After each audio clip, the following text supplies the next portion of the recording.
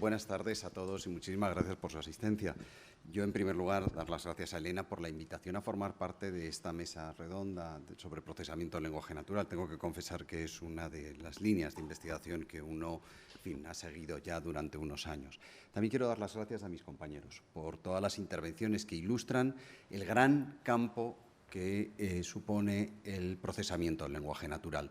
Todas las intervenciones que he podido escuchar han desarrollado aspectos muy concretos que además abordan diferentes facetas del campo tan amplio que supone el procesamiento del lenguaje natural y que además ponen de manifiesto una cuestión que subrayaba mi compañera Ana García Serrano y que yo también soy un firme creyente, es decir, en esa línea de armar equipos de investigación interdisciplinares. Mire, el procesamiento del lenguaje natural es un buen ejemplo y es un ejemplo paradigmático de esa aspiración hacia la interdisciplinaridad, porque es impensable realizar cualquier aplicación, cualquier desarrollo en procesamiento del lenguaje natural sin contar con la colaboración de ingenieros, ingenieros informáticos, ingenieros del conocimiento, lingüistas, gente experta en ediciones digitales, psicólogos, etcétera, etcétera.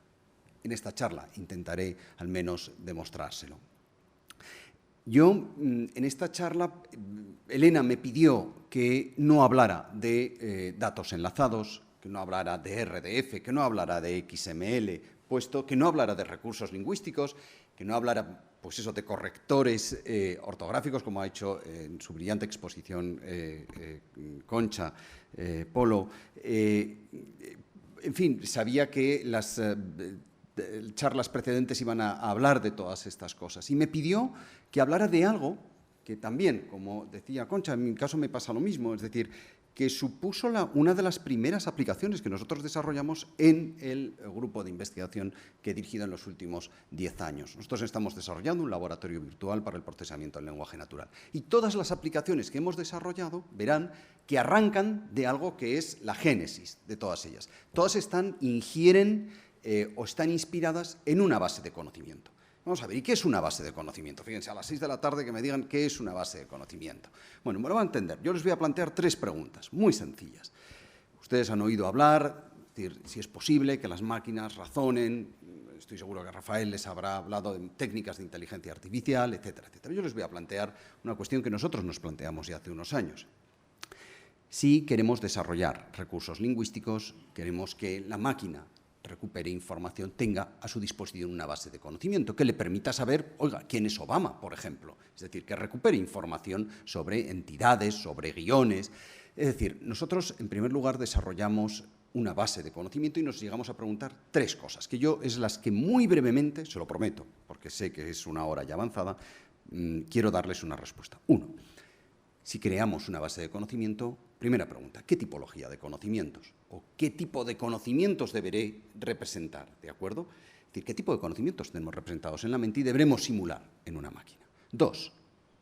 ¿Qué unidades conceptuales, o qué unidades, perdón, voy a utilizar para describir ese conocimiento? Y 3. ¿Qué lenguaje voy a utilizar para representar ese conocimiento? Y 4. A partir de ese conocimiento, ¿cómo la máquina puede inferir información nueva? ¿De acuerdo? Son esas 4 preguntas. A partir de esas 4 preguntas, o a partir de esta base de conocimiento, nosotros ya empezamos a desarrollar, que es el trabajo más reciente, aplicaciones que no tendrían y no tienen ningún sentido si uno no mira a esta base de conocimiento. Bien, dicho esto, empezamos.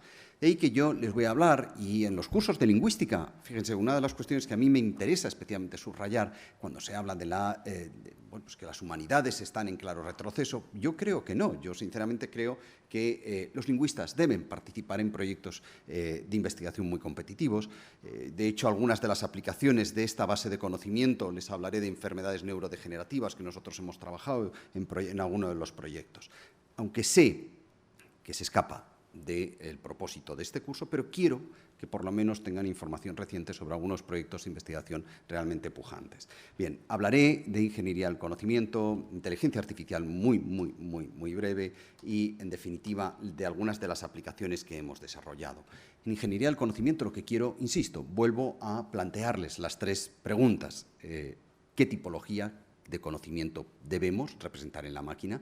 ¿Cómo lo representamos? Es decir, ¿qué unidades? Y 3, ¿qué tipo de lenguaje? ¿De acuerdo? Y por inteligencia artificial, les mostraré cómo el agente inteligente que tenemos, el razonador, así se llama, es decir, cómo infiere información a partir de esta base de conocimiento. ¿Les quedan claro, no?, estas preguntas. Bien, luego, finalmente, la aplicación que estamos desarrollando, que es Artemis, ¿de acuerdo?, sería impensable sin entender esta base de conocimiento. En fin, yo, fíjense, cuando me preguntan desafíos de la investigación del siglo XXI, hay muchos, pero hay uno que me parece especialmente relevante. Es la interacción hombre-máquina, lo que se denomina el cognitive computing. Y aquí, fíjense, les han dado muchísimas manifestaciones de esta interacción mis compañeros de diversas formas. Han hablado de web semántica, datos enlazados, RDF, XML, correctores estilísticos, etcétera, etcétera.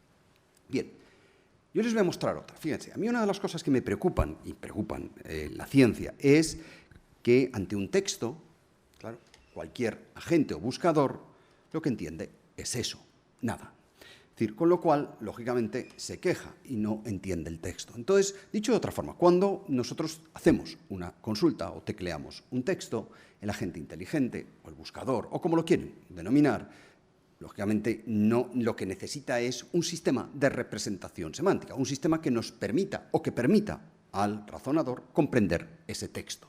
¿De acuerdo? Es decir, lo que necesitamos, mientras que hay muchos analizadores sintácticos, muchos más morfológicos, hay muy pocos analizadores o procesadores semánticos, ¿de acuerdo? ¿Por qué? Pues es una de las cuestiones más complicadas, como le veremos. Es decir, nosotros lo que empezamos a trabajar es precisamente en desarrollar una base de conocimiento, ahora les diré qué es una base de conocimiento, y a partir de esta base de conocimiento, que es el trabajo que realizamos en los últimos, pues desde el 2005, hemos podido desarrollar otra serie de aplicaciones, como es el analizador semántico, Artemis, y otros que ahora les presentaré.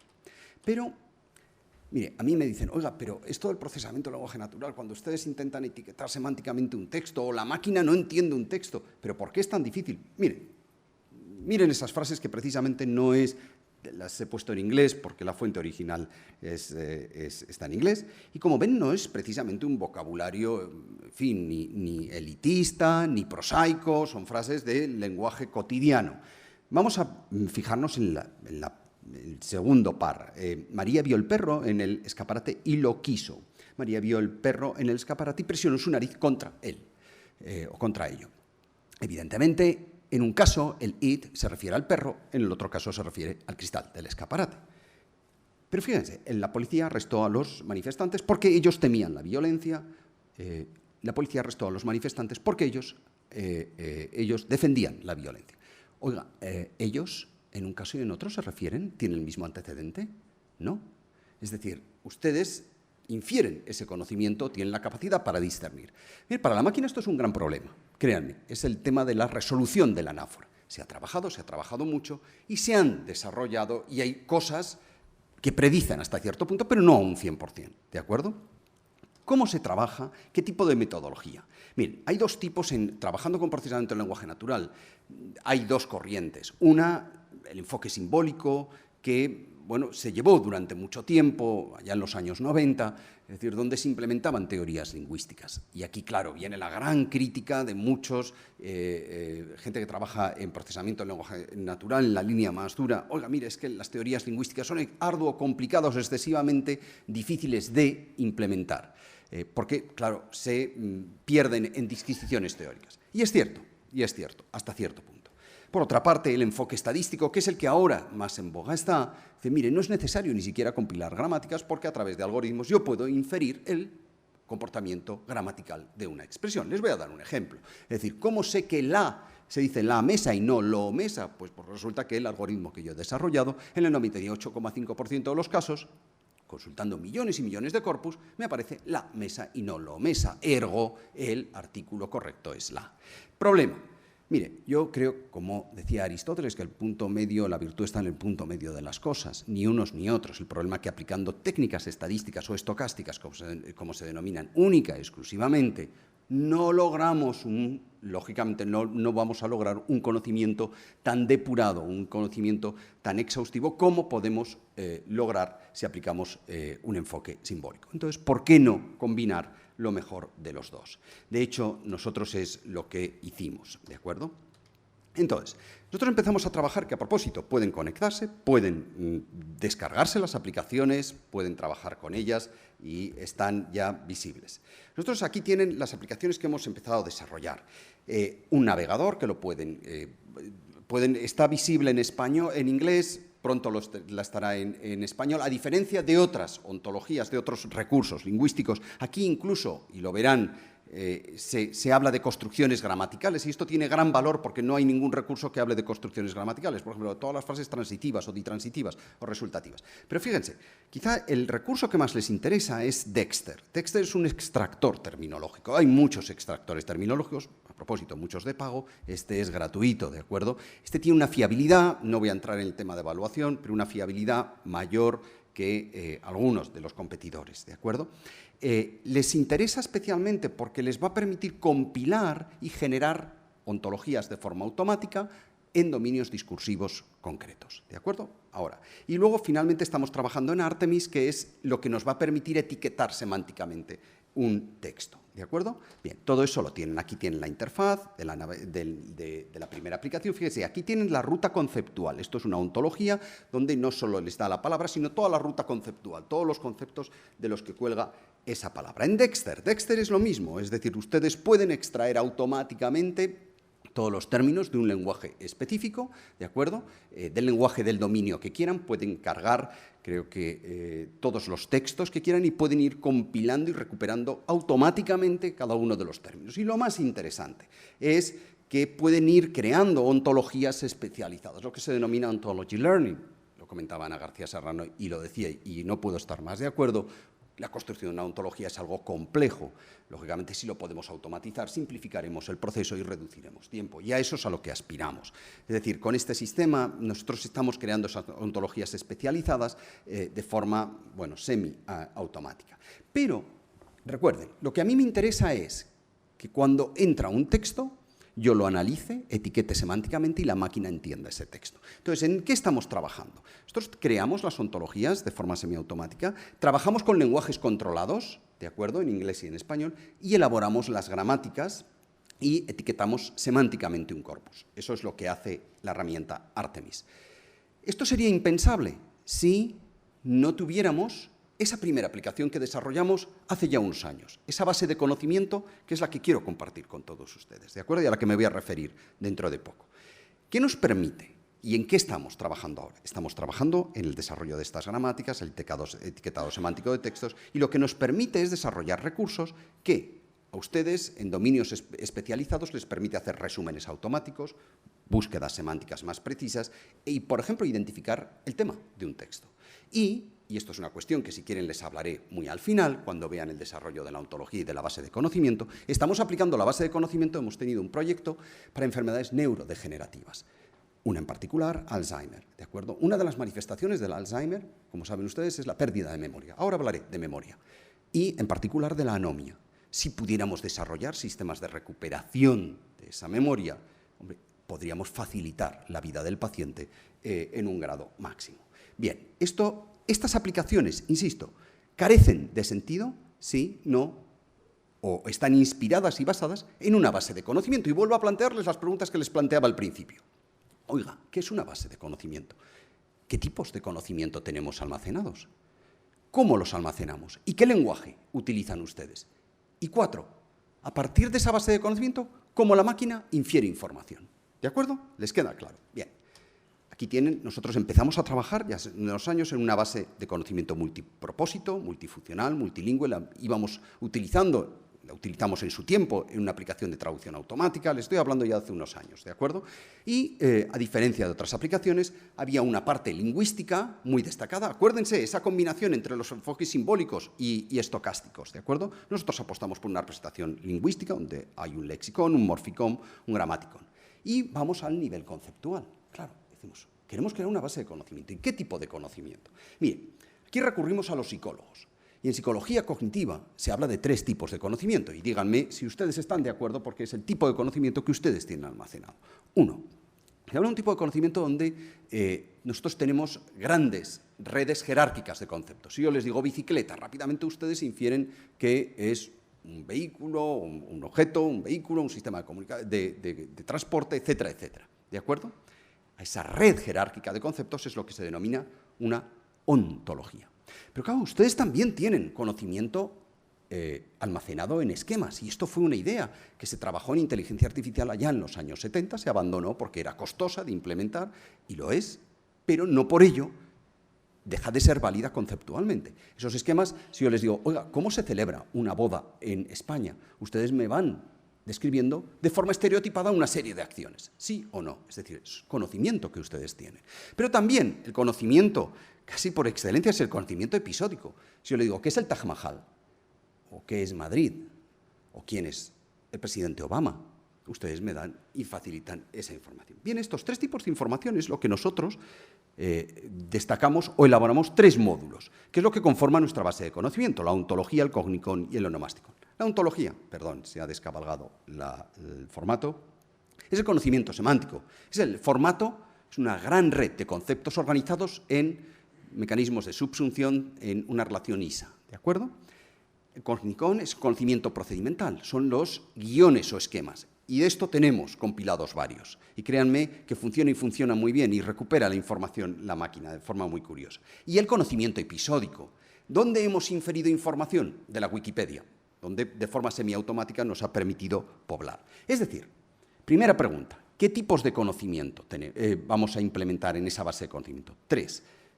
El conocimiento semántico, conocimiento procedimental y el conocimiento episódico, que responden a tres tipos de memoria: la memoria episódica, la memoria procedimental y la memoria semántica.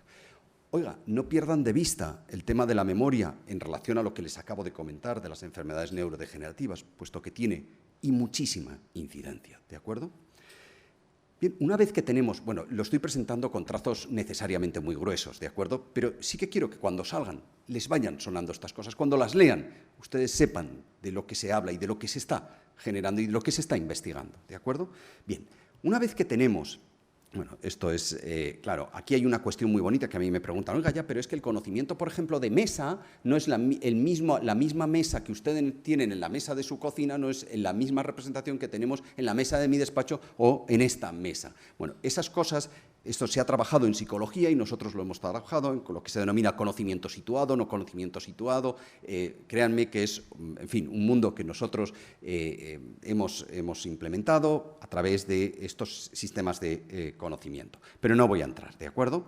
Entonces, nosotros tenemos esta base de conocimiento organizada, como ven, en estos tres módulos: el onomasticón, el cognicón y la ontología, que son los tres tipos de conocimiento. Este sería, por ejemplo, una ontología. Bien, aquí es la interfaz de FunGranKB, los recursos que utilizamos. Bien, tenemos tres tipos de conocimiento. Y, oiga, bueno, ¿y qué hacen ustedes con esos tipos de conocimiento? ¿Qué hacen con la ontología? ¿Qué hacen con el cognicón y con el onomasticón? ¿Cómo lo pueblan?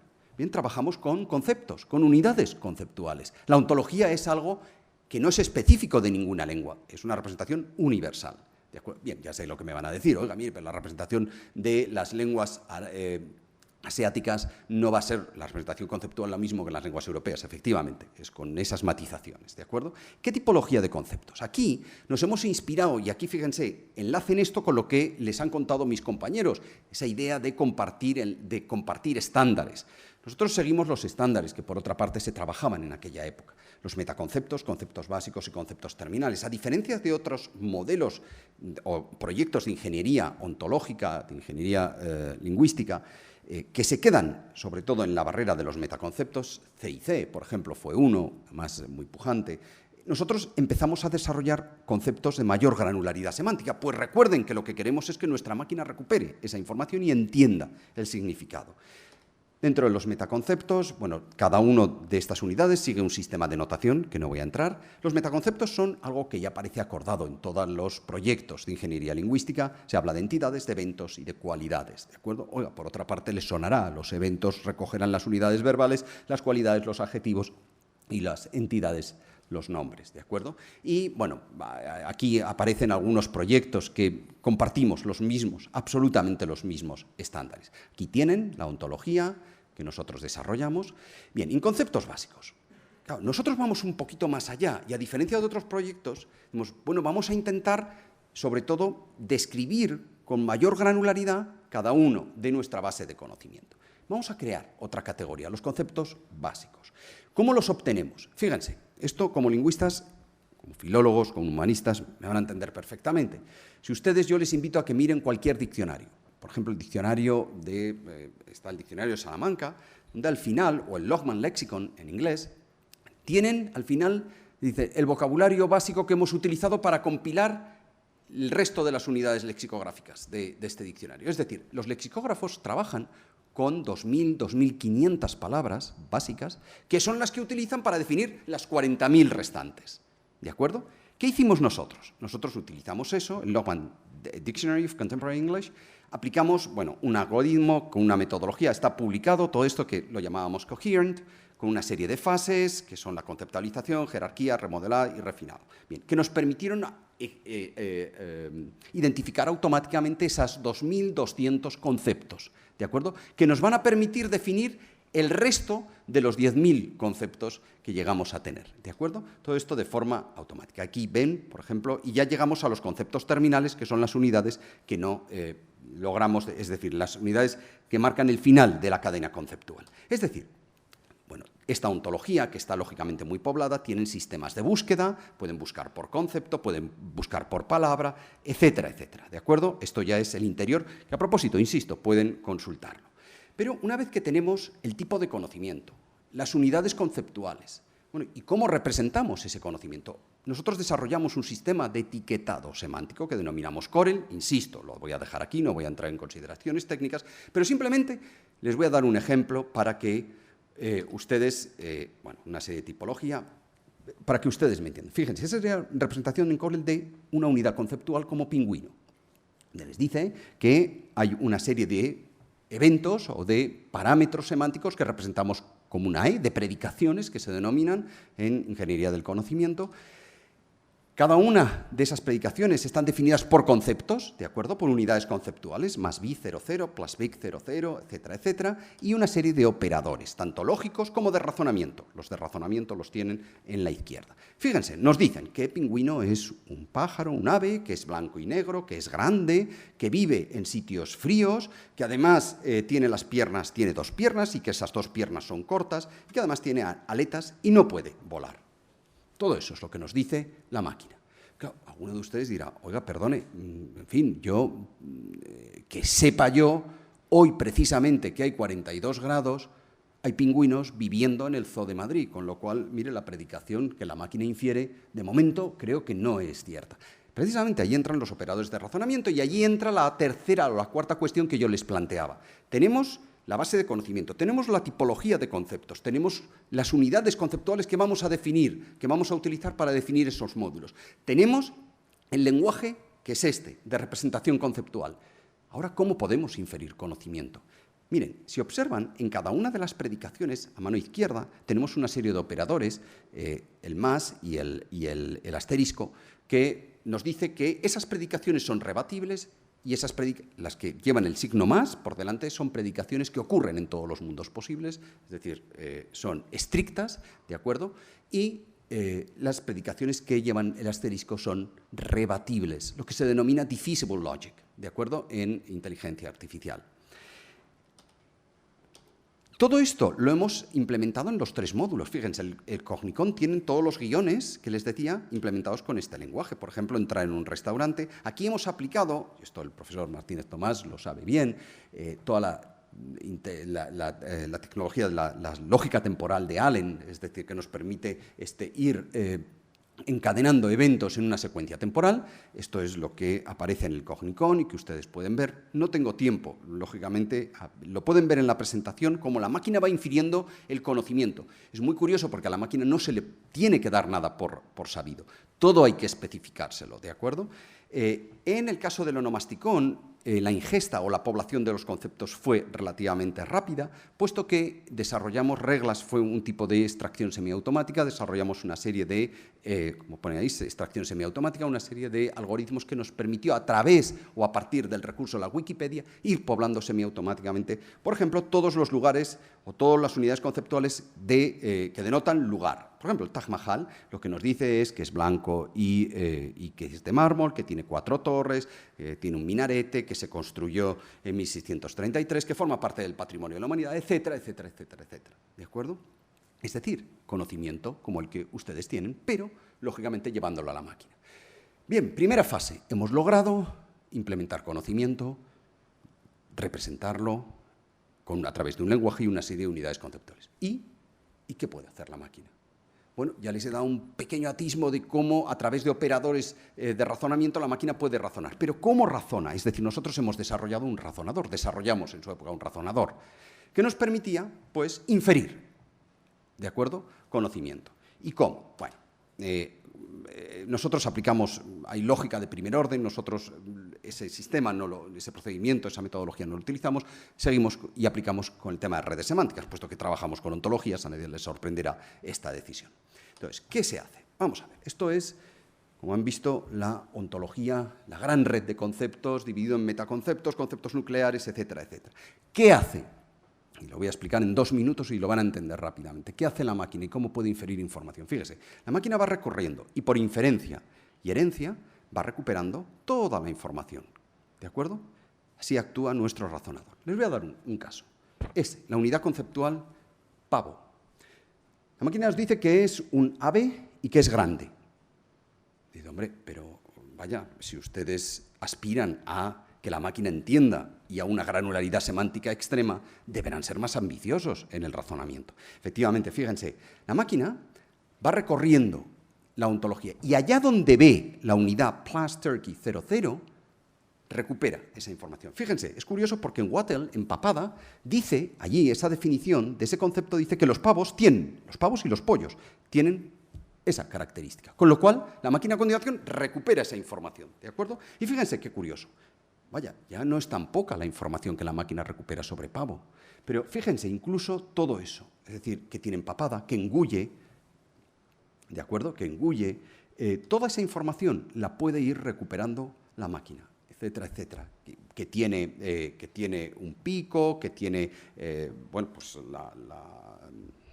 las plumas en fin, lo saben. Luego, sobre todo, nos permite desambiguar en algunos casos, como este dice, el carnicero obtiene carne pavo del pavo. No, ahí es la carne y distinguimos y logramos desambiguar lo que es la carne del pavo de lo que es el animal. En definitiva, fíjense, a través de sistemas de herencia y de inferencia podemos recorrer la ontología, todos los modelos de conocimiento y podemos ir recuperando toda la información. Les voy a dar un ejemplo. Vamos a ver, Juan le pidió a Ana una manzana. Fíjense, nosotros lo que queremos es esto. Desarrollamos un sistema de etiquetado semántico con nuestro lenguaje que es Corel. Y, fíjense, a partir de allí, la máquina puede inferir, por ponerles un ejemplo, que manzana, apple, 00, es una fruta que es un tipo de comida y un tipo de comida que no se bebe, que se come. ¿De acuerdo? Lo mismo con request. Request es un tipo de dar, es un tipo de transferencia, etcétera, etcétera. Pero aún más, fíjense, una cosa que a mí me parece realmente interesante. Juan le pidió a Ana una manzana. Nosotros esto no lo tenemos desarrollado. Hemos empezado a trabajar en el Presupposition Builder. Es decir, si yo les digo Juan le pidió a Ana una manzana, hay una presuposición, que yo creo que Ana tiene esa manzana. ¿Sí o no? Creo que eso es posible hallarlo a través de los postulados de significado. ¿De acuerdo? Es algo que no hemos desarrollado. Bien, con todo esto estamos trabajando en Artemis. Artemis, Dexter, Navigator, están inspirados en esta base de conocimiento. No tienen sentido sin esta base de conocimiento que desarrollamos en la primera fase del proyecto. Este sería el motor, ¿de acuerdo?, de Artemis, y donde estamos es trabajando en la construcción de gramáticas y en la construcción de ontologías satélites. Las ontologías satélites son aquellas que pertenecen a dominios discursivos especializados, ¿de acuerdo? Construimos las gramáticas a través de lenguajes controlados, lo que nos va a permitir, y esto lo pueden hacer ustedes, hacer resúmenes automáticos, identificar las palabras clave de un texto y, sobre todo, identificar el tema de un texto. Bueno, aquí tienen cómo funciona Artemis, pero no es libre de acceso aún, ¿de acuerdo? Y aquí, para etiquetar, y eso le dije a Elena, ¿y puede interesar? No, pero es que ya hay mucho XML, no hables de XML ni RDF. Bueno, pues me he callado y ya está, y he hablado de otra cosa. Pero todo eso, nosotros, lógicamente, trabajamos con lenguajes como les han explicado mis compañeros, y ahí volvemos a convergir otra vez todos. Con XML, lógicamente este recurso, lo debo lanzar con otros recursos y para lo cual voy a emplear, pues lógicamente las técnicas del LOD o del Link Open Data y RDF. Aquí todas las gramáticas computacionales que nosotros hemos creado están inspiradas y están compiladas, lógicamente, en XML. Y con esto, además, ¿qué? Bueno, pues fíjense, con toda esta información, pues podemos, y de hecho estamos trabajando en, cuando yo les hablo de jerarquías de conceptos, recuperar información, todo esto lo hemos aplicado, por ejemplo, a enfermedades neurodegenerativas. Una fue el Alzheimer, ¿de acuerdo? Y estamos en ello. A mí me parece un tema apasionante, porque yo creo, fíjense, que uno de los deberes de los académicos es devolver a la sociedad lo mejor de nosotros mismos, que es el conocimiento que emana de nuestra investigación. Hoy hay muchos desafíos. Mire, con toda la humildad que a uno le da el enfrentarse a problemas grandes de investigación. Y la interacción hombre-máquina, créanme, no es un tema menor. Con toda esa humildad, bueno, pues intentas dar respuesta y si en algo puedes ayudar a mejorar la vida a muchas personas, yo creo que el objeto y el propósito está ya más que salvado. Por esa razón, fíjense, vuelvo a lo que insistía en esa convergencia. Yo, fíjense, ya les hablo como vicerrector de investigación, yo creo mucho en esa interdisciplinaridad. Nosotros hemos puesto en marcha proyectos precisamente que a mí siempre digo que me gusta ver sentado en una misma mesa a un informático, a un filósofo, a un economista, a un jurista y a un biólogo que comparten un mismo tema en común. Porque, fíjense, yo creo que lo que reclama es una mentalidad abierta, un respeto y, sobre todo, pues eso, el reconocer las tensiones entre intuiciones aparentemente rivales, sobre todo aspirar a ese saludable exquisitez crítica y académica que, en definitiva, es lo que define el juego de la ciencia. Pues yo hasta aquí he llegado, aquí tienen mis datos, créanme, espero que con esta sesión ya tengan una visión más comprensiva de todo el procesamiento del lenguaje natural y sin más, pues agradecerles, estoy a su disposición para cualquier duda y muchas gracias por su atención.